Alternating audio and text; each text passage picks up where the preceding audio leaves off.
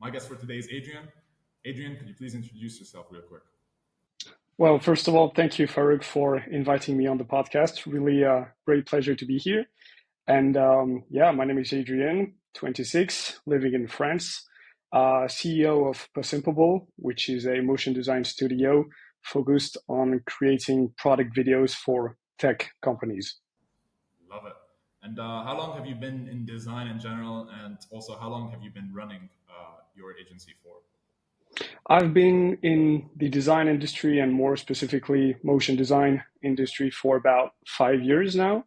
I started as a freelancer for a few years and then created my own motion design studio about 3 years ago.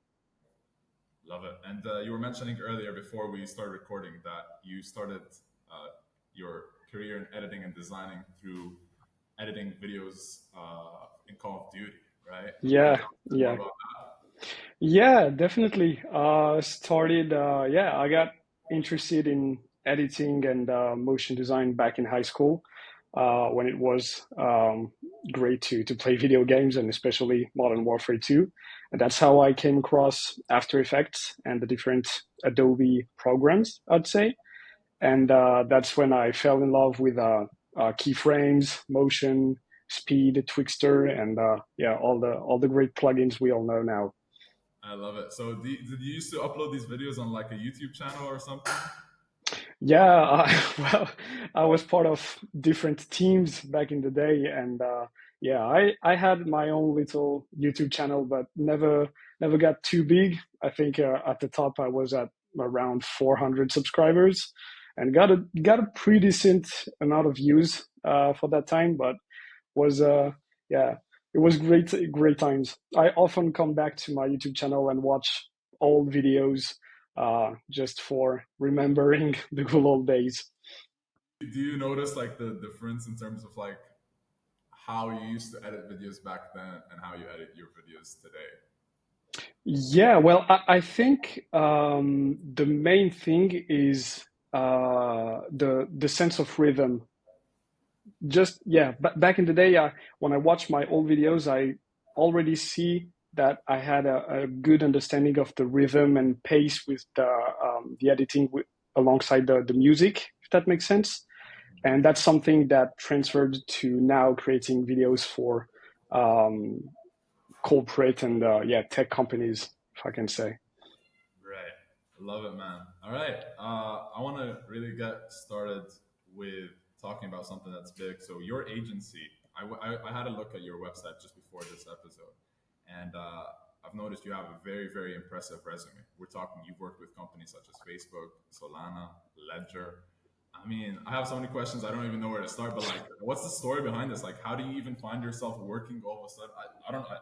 I say all of a sudden, but obviously you've been in this space for some time. But how do you find yourself working with such companies to begin with?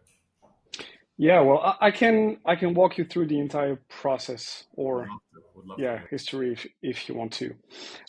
So as I said, I started as a freelancer, and it was around 4 years ago. And at that time, I really focused on animating logos. So I gathered quite a nice following for my logo animations, both on Instagram and Dribble. And yeah, it was while it was a great first experience in niching down, if I can say. I felt like I could do much more at the time, and that's when we started talking with a friend about creating eventually a motion design studio to take on bigger projects for bigger companies. And at that time, my friend was working in a brand design agency in Bordeaux, southwest of France. And this agency already had quite a nice portfolio of companies they were working with. And that's how we got our first pretty big client, which was Lattice, a HR tech company based in San Francisco. We created a product video for their software, and that video got a lot of attention and views as it was used in a HR conference, which was relatively big in the US. And that's how other tech companies came across our work and said, we pretty much want the same thing. We thought it was great. And that's how we got more and more clients coming in our way. And um, the story behind Solana and Ledger are quite different, I'd say. I'm a big fan of Ledger, the product and brand. And I got in touch with them because around a year ago they rebranded and redid the entire identity, logos, brand book, etc. And at the same time, they released a new product, which was the Ledger Nano S or S Plus, if I'm not mistaken. And I thought that it was the perfect occasion to create a product video, a 3D product video around that new brand and that new product. So that was at first a personal project, and they came across it and thought that it was looking great, and that's how we got in touch and then worked on real project this time. Right. So wait, so where did you post that video for them to have actually seen it? I initially posted it on Twitter, I think, on Twitter and Instagram. But the funny thing is, um, while I initially posted it around a year and a half ago, they only came across it way after when they released a new product. And that's when I thought, oh, well, maybe I could just reshare it and re-tag them to see if they like it or if we can have just a retweet. And that's when the director of content reached out, and he was at first quite unsure if it was a real project that they ordered or if it was a personal project. But we had a chat, and that's when we started working together. Right. Love it, man. It's like it's crazy. Yeah, just you never know if you just it's just you're one tweet away from like the next big client. Definitely. Would you say that's an important strategy? Like if you're just getting started, or even if you have some experience already under your belt, and you feel like you have time to actually like create videos for big brands that especially ones that you believe could actually benefit from that, like actually creating them and then tagging them on social media. Do you think that's like a it's a good strategy to consider when it comes to actually trying to get the attention of these big brands? Yeah, definitely, 100%. And I think also that it's really important to create content, animations, or videos for brands that you actually like. So, for example, Ledger, I am a Ledger customer and user. So it was kind of an extra layer of trust that I can mention during a call with them. So I'm not only doing the video and tagging them to get something out of them. It's really that I'm a big fan of the brand and the product, and I'm a firm believer that they are the leader in this ecosystem. And it really creates rapport and creates a trust relationship, if that makes sense. Yeah, absolutely. So you got so basically you tagged them. They ended up getting in touch with you. You worked on a different project, and then so this was with Ledger. But what happened after with Solana? So Solana just saw the video and they just came about, or what's the story behind that? Yeah, well, for Solana, so yeah, we created the first project with Ledger, and then a designer friend of mine saw that we worked, and that I worked with Ledger, and he was working in a brand design agency, which recently closed, so that was unfortunate. But at that time, they had Solana as a client, and they were looking to create also a video for the release of the Saga, which was Solana's Web3 phone. And since we already had, and I already had experience working with Web3 and crypto clients and companies, they thought that it was pretty much the perfect fit. It's amazing, right? The whole snowball effect. It just takes one big client, and then all of a sudden, almost feels like all the clients start rolling in afterwards, right?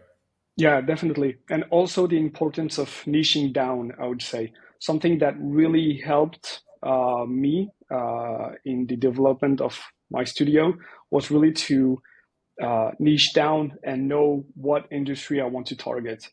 Because if you have, let's say, work for tech companies and then yeah, clothing companies or food companies, while it may be still, and there are multiple studios working like that, and it works perfectly for them. I know for me that you can only be an expert in one field, and that's why maybe clients from tech and fintech industries may find that it would make more sense for them to work with me and us, since we already have a track record of creating efficient and yeah, result-driven videos for companies like them. Right. And I definitely want to get back to that in a bit later when we talk more about pricing. But I was curious, like, so how has life kind of changed in general ever since you started representing some of these bigger brands like Ledger, Solana? Like, have you noticed like you've gotten more attention, more clients coming in, sort of like organically? Like, what's that like? Um, I would say that it's easier to talk to companies in the same field because, as I said just previously, they see that we have a track record and experience in creating similar videos. So it already breaks some barriers they might have in their mind, which could retain them from working with us, if that makes sense. Yeah, so I guess maybe what you're trying to say is like, for example, with the sales calls, let's say when you're on the sales calls, like it feels like you have to put less effort in trying to sort of build rapport and trust because you've sort of already got validation from some of these big brands. Yeah, exactly. Exactly. Exactly. Love this. Absolutely amazing. I wanted to go a bit on like a tangent, and I noticed your agency name. It's Possum Bubble. Possimpible. Yes, Right. correct. So obviously, it's a play on words with the word impossible. So what's the story behind that? Yeah, so the story behind that is I don't know if you have ever watched How I Met Your Mother, Yes. the show. Yeah. So if you remember, I'm not sure what episode it was, but in an episode, Barney Stinson creates a fake resume or a video resume, and he says that it has more impact when you create words that doesn't really make sense, that don't really make sense, and that's how he came about creating Possimpible, where it's the fusion between possible and impossible. And since we were big fans of How I Met Your Mother with my associate, we thought that it was pretty much the perfect name, as we feel that motion design is like the bridge between the idea and the result. So that's how we created and we used that word as a name. I love it, man. It's a very, very suitable name too. Uh, I would like to ask. So currently, how are you sourcing? Like, how are you getting more leads? Like, what channels are you using, focusing on to actually get more leads? Or like, is it really more you're depending on sort of like people coming over to you, or you actually doing some outreach as well? Like, could you just kind of like give us a rundown on that? Yeah, definitely. So at first, since we had that first big client, which got us more and more clients each time, we pretty much only relied on word to mouth. But since the market slowed down and the global, I would say, economic situation got less and less good, if I can say, in the last 2 years. We started working really on outreach and reaching out to potential clients and companies working in the same industries we've been working with before. So I would say that it's 50-50 right now. We still have leads coming in our way from word to mouth, but we try to reach out and send cold emails, try to post content on a regular basis, which is kind of hard when you have also projects that you have to work on, obviously. But yeah, definitely working on outreach more since the beginning of the year. Right. And a question I should have probably asked earlier, but so you have a partner with you on board in your agency, so it's like the two of you, or you just alone? Yeah, at first we were two, but around a year and a half ago, my partner decided to go back to the freelance life, and yeah, so now I run the studio by myself. Right. So marketing, sales, fulfillment, all alone. I mean, there's got to be challenges with that, right? Definitely, yeah, yeah. All by myself. So quite hard at times, but definitely pushing it. How is that like before when you had your partner? So did he handle like marketing and sales, and you sort of helped in execution, or was it a mix of roles within each sort of like side of the agency? I would say that yeah, he helped more on the call. Yeah, he helped more on the outreach and relationship with clients, if I can say, and I was more on the technical and execution side of things. Right. Makes a lot more sense. You were mentioning earlier cold email. How's that Yes. going? Like, are you still actively sending those out? Yeah, definitely. I have a target of about 10 emails per day, and also have a nurture sequence, if I can say, where if I don't get any answers, I try to send back another email, and maybe have a recording of myself chatting potentially to them with Loom, where I explain what could be possible for them and what we could do to help them reach their goals. But yeah, every day. So the cold emails, like you said, 10 emails per day. So I would assume it's like highly personalized emails, right? Yeah, well, there is the bulk of it, I would say, where I explain what could be possible for them and how creating product videos for them could be helpful remains fairly the same in each email. But really, what takes time is personalizing, as you said, the intro and the outro, trying to build rapport once again to so it doesn't come across like an automatic email, just plain copy paste, which isn't great to receive in your inbox. Right. Yeah, I can definitely get tricky because there's two approaches to cold email. Obviously, you just mentioned the first one, which is to really target it, highly personalized. Second approach would be to just kind of mass outreach. Obviously, the response rate, the success rate with those is usually lower, but it's also a numbers game. So if you reach out to enough brands, eventually you may kind of connect with somebody. But especially with, I mean, I'd be curious to see like with since you already have like some big names backing you up, I'm sure that the response rate would be higher. And I assume already it's higher. Would you not say like you get a healthy response rate or even maybe book call rate from your emails just because of you introducing yourself and the companies that you've worked with? Yeah, I think, well, to be honest, I think that the results that I've gotten are fairly good. Um, it's still quite hard to know if it's a decent amount of replies since we've only been doing that for a few months, I would say. But yeah, definitely had great calls with cold leads, and the reply rate has been yeah, has been good, definitely. And if you don't mind me asking, like, have you been able to close any deals through cold email? Yeah, well, yeah, we had a project recently that we closed, and it went great. It went yeah, it was great. The fact that I took time to personalize the email, then get to really know them and get to know their problem, what they try to solve for their customers, was definitely big factors in closing the deal. Right. And since you're selling videos, like a lot of times there's a lot of tech companies out there who maybe underestimate the importance of video. And how do you go about to convincing them like you need a video? Like a video will in fact like help you with improving your conversion rate, or if you're using ads, the click-through rate. Like how do you go about to kind of convincing them on that narrative?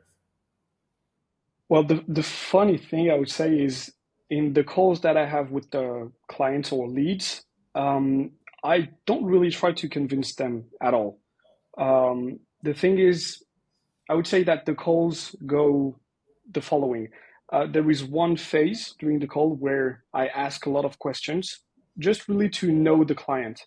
So I ask them what they do exactly, what are their goals for the 6 months to a year coming, ask them if they have specific blockers or yeah, problems to reach those goals, and then ask them if they have a specific strategy to reach those goals and what it is, and if they have already used video.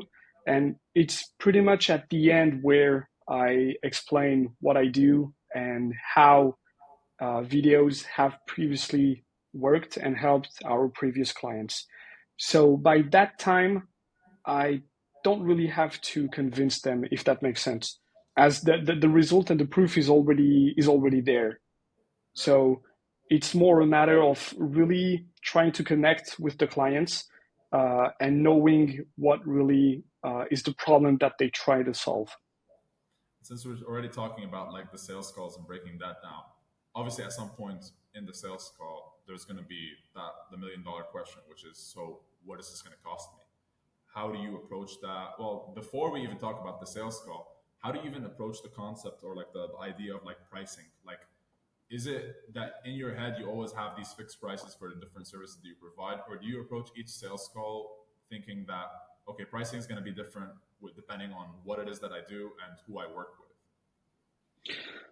Well, I know I already have, I'd say, a range in my mind when I'm on a call, as I know the range of projects we worked on previously costed the clients. But really, what my goal is to let the client convince him or herself by herself or himself. So the question that I ask is, what's the biggest problem for you right now? And if we were to solve that problem, what would life look like, pretty much? How is that important to you? What is that problem really important? Because I tend to think that you only put money on something that is truly important to you. If it's not that important, then you won't put any money behind it, if that makes sense. Absolutely. So that's one question that also I ask the leads in the discovery calls. Is that thing that we are talking about really important to you? If it's not, why are we even having this call? It's a waste of both of us time, and it won't get us anywhere. Because if we work together on something that you don't value, then you won't value the outcome, if that makes sense. Absolutely. So yeah, the question is really, what is the problem you're trying to solve, and if that problem were was solved tomorrow, um, how easy your life would be. And that question triggers the client to questioning himself or herself on exactly what money am I able to put behind, if that makes sense. Yes. Um, Clearly, it shows that you're very intentional with the way that you approach sales. So, is this something, a skill that you sort of acquired over time, where like it's just a lot of trial and error and all that, or did you uh, research or like take courses on sales? Like, what's the approach to kind of like what's the approach that you've taken to become in this position where you are, where it's like you're more intentional with sales? You're not just going there with no strategy. You have a very specific strategy, asking very specific questions. Like, how did you get there? Um, at first, I watched a lot of Chris Doe's video, if you're familiar with him, and there are some amazing content in his YouTube videos. So it helped a lot.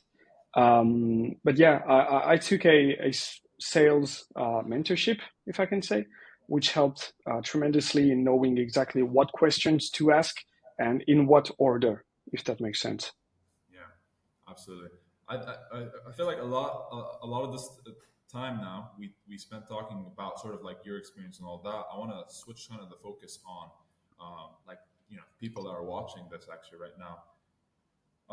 What would you say? Like, I mean, I'm sure that you've had a lot of designers reach out to you at some point. People that are probably not as experienced or don't aren't are struggling basically in terms of actually generating a consistent income through like design work. And they probably ask you like questions in terms of like how can I make this work? How can I get more clients? What would you say are some of the mistakes that these designers are making that are preventing them from sort of like getting more deals? I'd say that, and that's something that I was doing previously also, is focusing on selling the product instead of focusing of selling on selling the solution, if that makes sense. Too many, in my opinion, too many designers and motion designers try to sell videos, but yeah, you're selling. It's like you're selling your time for money. But what I'm trying to do is solve the solution to a problem. And once you have that shift in mentality, if I can say, and you really focus and you're really here to help the client, you're not only here to take money from them and create a video and that's it. And that's one big mantra, if I can say, that I have is I don't sell video just for the sake of selling videos, just because it looks cool. And I actually wrote a LinkedIn post yesterday about that. I had a call this week with a potential lead. And when I asked him, why do you want to do video? Why do you want to do animation? Um, he stopped and said, well, I don't really even know, to be honest. I just saw another website where there was animation on it. And I thought it looked cool. And well, yeah, let's just do something like that. But it's when you have that shift in mentality and when you try to solve clients' problems that you start to seeing more and more big budget clients coming your way. Right. Absolutely. No, I feel like, another problem that a lot of people are facing as well, designers, especially the ones that are just getting started out, is the fact that like they have no portfolio, right? They have a portfolio, but it's just not really strong enough, or they don't really have these strong case studies. What's the approach to that? Because obviously that could be a big hindrance. Because you were just talking about the fact, well, obviously your work reflects that you're really good at what you do, but also you have some big names Thank you. backing you as well, which makes the process even smoother. But a lot of designers, when they're starting out, their work may not be as refined, so they're working on that. But at the same time, they're still trying to kind of get their name out there and work with brands. So, what's the approach? Like, if you're a designer starting out today, like what approach would you take so that you could start climbing up the ladder and start working with more clients and bigger clients too?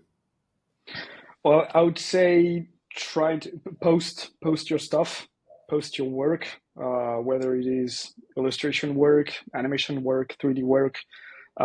Try to find one good channel that you like. So whether it is Twitter, Instagram, Dribble. I know that Dribble is under a lot of fire recently.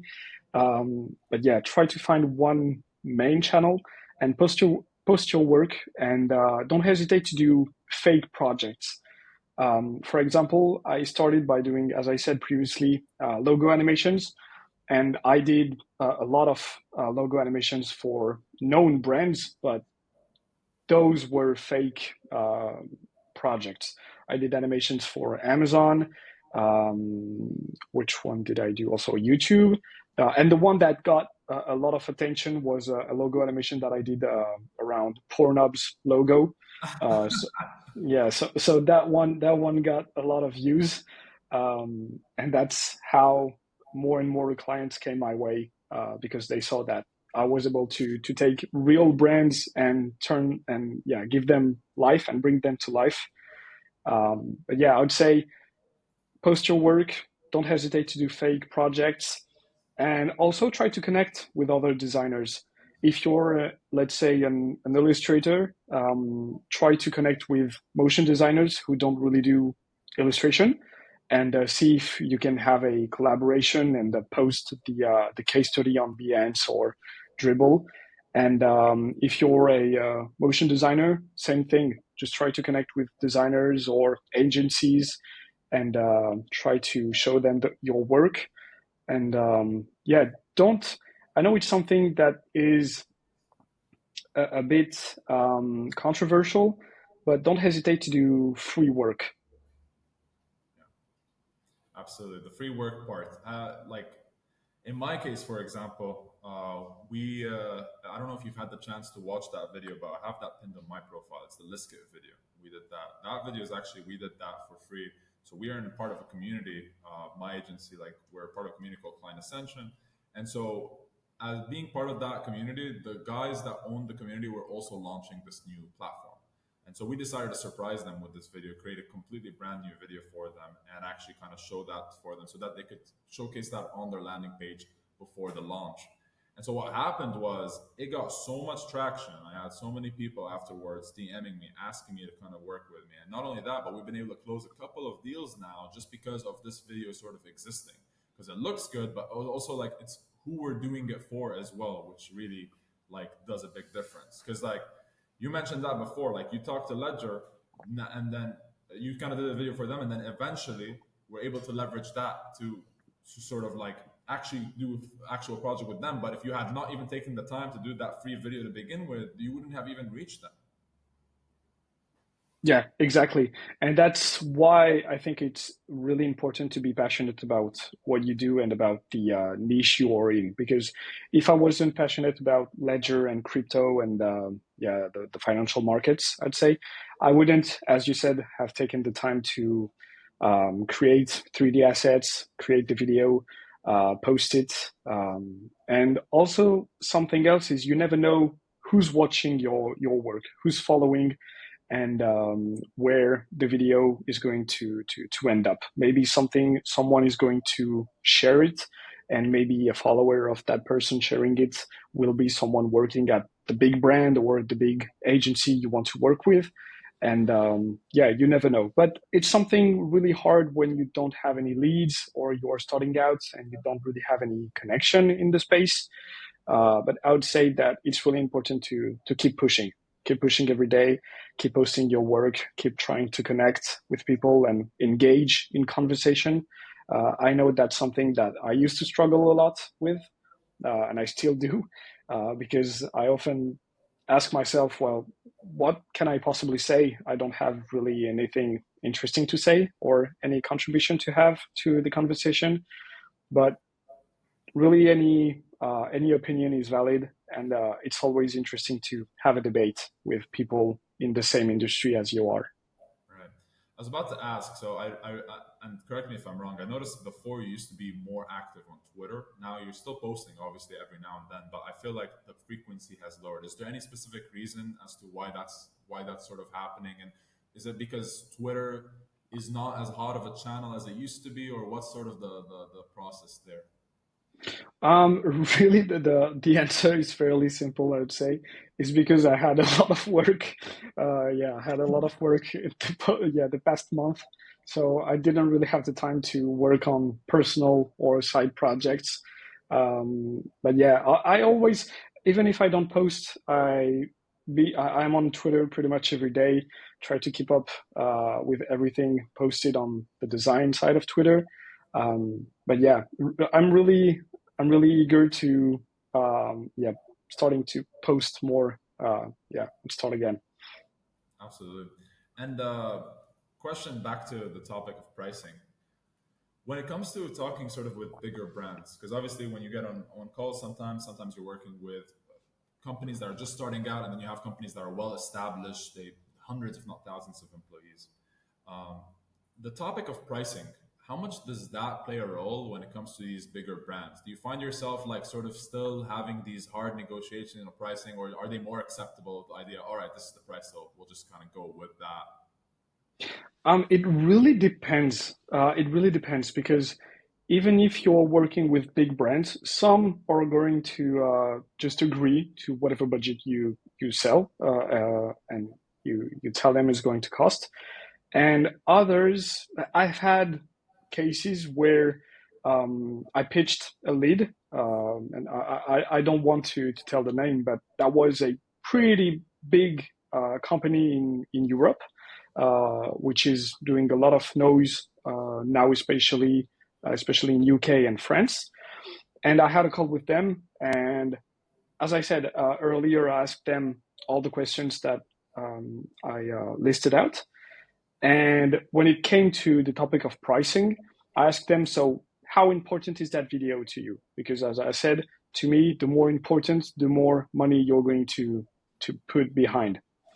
And from what they told me, it was this video is pretty much the only thing important this year, and it's crucial that we nail it. So in my mind, I was like, okay, they have a solid budget. It's going to be a great project. I'm going to be able to take people with me on board on the project and make really a killer video. And when I sent out the budget, it was like 5 or 6 times what they had in mind.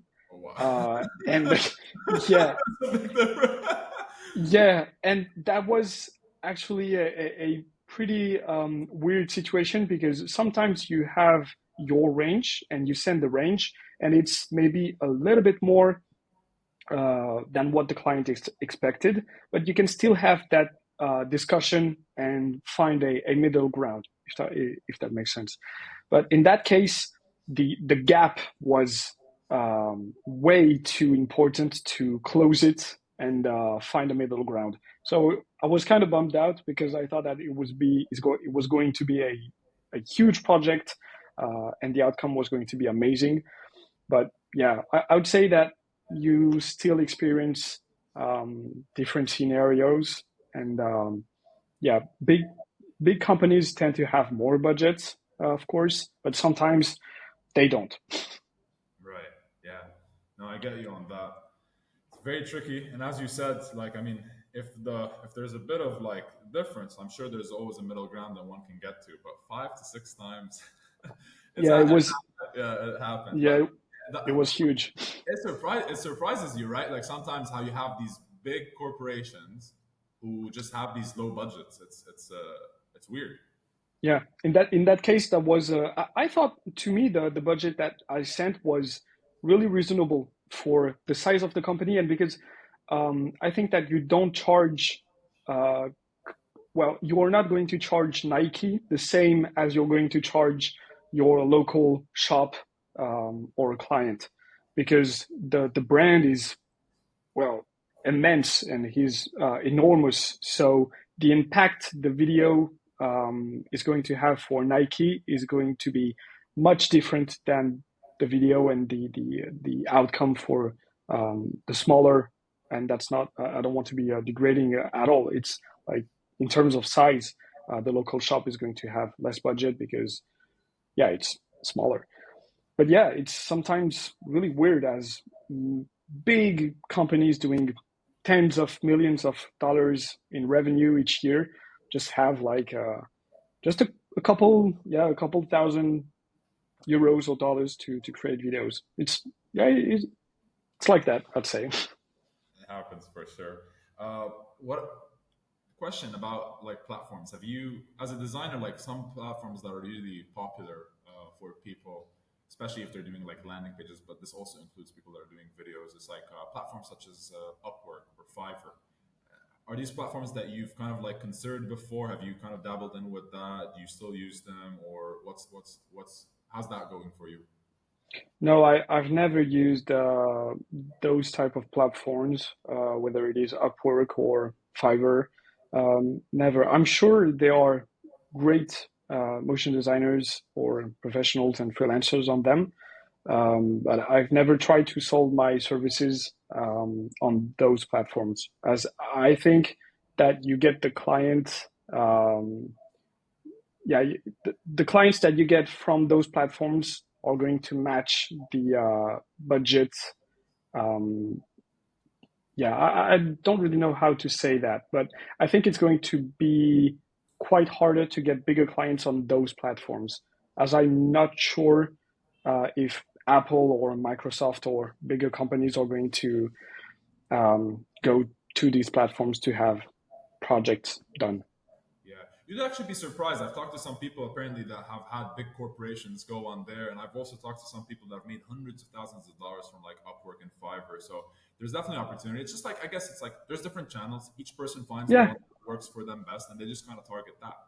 definitely, definitely. And I'm sure that on these platforms, it may be easy to, once you get the ball rolling and you get the testimonials, maybe, yeah, your profile gets upped and pushed in front of potential clients.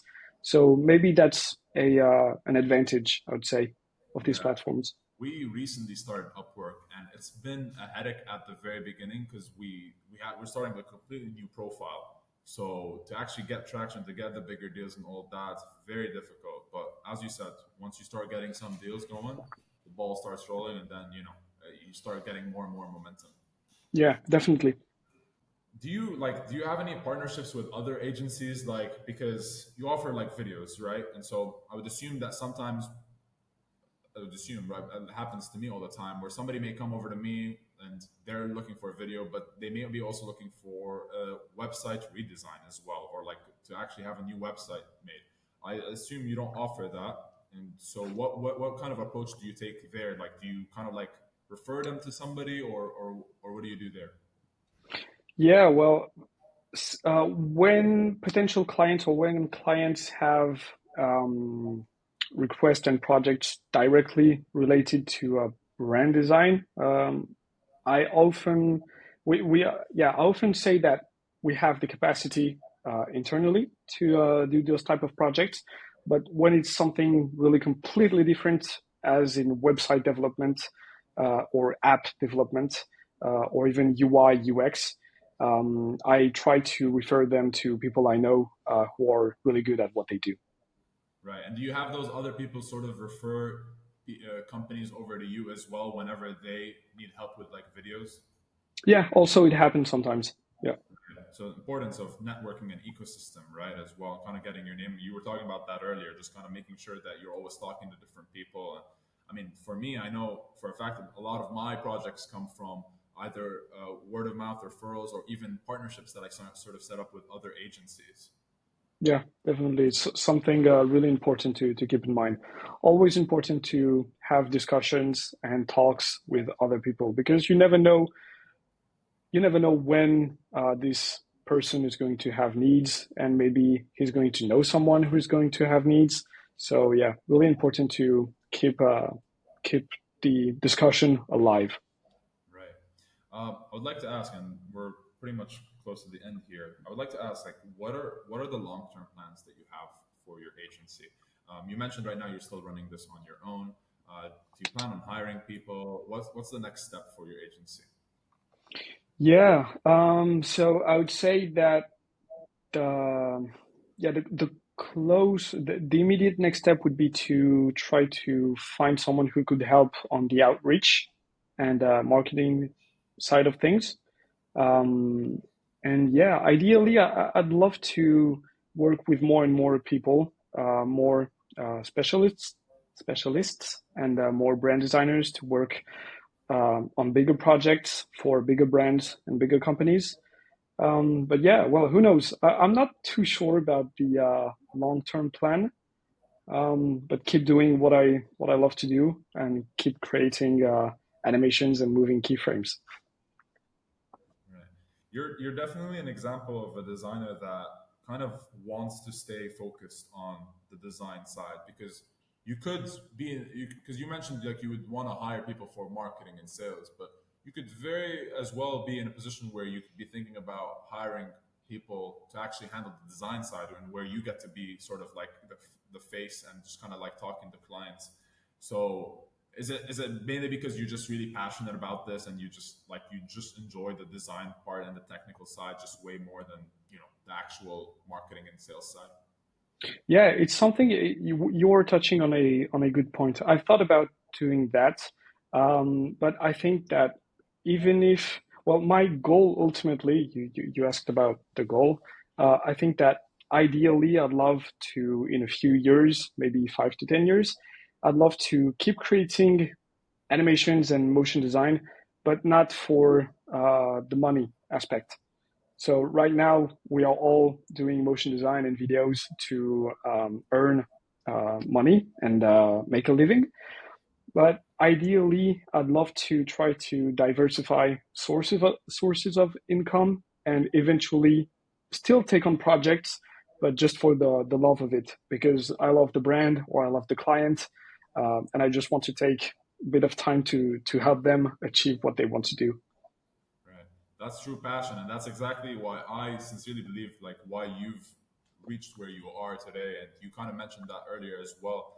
it's like the passion has led you to sort of create work for potential people, not because you necessarily wanted them to be a client, but more so to kind of display what it is, and just because you actually like appreciate the brand and what it represents. Exactly. Yeah, exactly. And I know that now more and more solutions and more avenues allow designers to do that. And for example, one name that I always have in mind, and to me is an example, is a DK. I don't know if you're familiar with him. He's a motion designer who started as pretty much he did explainer videos, and I think worked quite a few times with Apple internally. And now, thanks to crypto and Web3 and especially NFTs, he's able to make a living creating his own little animations and sharing his story and the stories he creates. And yeah, it's really amazing what he's been able to create and achieve. So yeah, true dedication. I love this. And I guess before we end this, let me just ask, like, you know, obviously there's a lot of designers watching. The show is called Why Designers Are Broke. I called it that intentionally, just kind of like grab people's attention. A lot of people kind of relate to that. They really love design. Some people are actually really good at that too. They're just really really struggling to kind of make this work. Like as a full time thing, as a where they can just kind of fully dedicate to that. Any last piece of advice that you may have for these people who are sort of like trying to make it as a designer? Yeah, something that I didn't really talk about is don't be afraid to ask more money. So, as you said, the title of the podcast is Why Designers Are Broke. And something that I think we all struggle with is the imposter syndrome. It may be a little bit cheesy to talk about it, but it's real. And be confident in what you do and in the solution you provide to clients, and don't hesitate to ask more money because you are never going to get more money if you don't ask it. Simply as that. What's the worst that happens? You just gotta know, and that's it. Like, I mean, exactly. Exactly. Exactly. Plenty of fish in the sea too. So I absolutely agree with that. Imposter syndrome is big. I've talked to a lot of designers all the time who they'll tell you like, man, like I don't know if I'm really that good. Like, what, bro? Your work is phenomenal. You just actually have to go out there and like actually act the act. Like you're there. You're not even faking it. Like you're actually really good. Now you gotta actually go out there and show people like, and with the way you walk, the way you talk, and all that, that you're actually really good. And also another thing, I think Chris Doe said it. Not always the best designers are the ones getting the most money or budgets. You can be an average designer, and because you have the sales skills and marketing skills, you are able to ask much more money, and you are able to get more bigger clients. This part, I feel like this one especially hurts a lot of designers. Like a lot of people feel like they're entitled because they're really good, that they're entitled to like working with bigger clients, getting more money and all that. And then they see other people who they would argue it like their work is not as good, but they're working with these bigger companies. And so yeah, that's an excellent point. I feel like a lot of designers just need a reality check. Like, okay, if you're really good, that's good as a designer, but you need to also get really good at marketing and sales as well. Otherwise, you're just like there are people out there that are going to outcompete you. Yeah, definitely. And also don't compare. It's something that we all I think struggle with is don't try to compare yourself to other people because you don't know their path and you don't know their past. So try always to compare you to yourself like a month ago or 2 months ago or a year ago, and you'll see that you've grown as a designer. Right. Absolutely love this. Adrian, thank you so much. A lot of value bombs here. I'm sure the people are going to love this. I'm going to be sharing this all over the place. So thank you so much, Adrian. And hopefully we'll get to record a future episode again in the near future. Definitely. It was my pleasure, Farid, to talk to you. It was amazing. Thank you, Adrian. Thank you.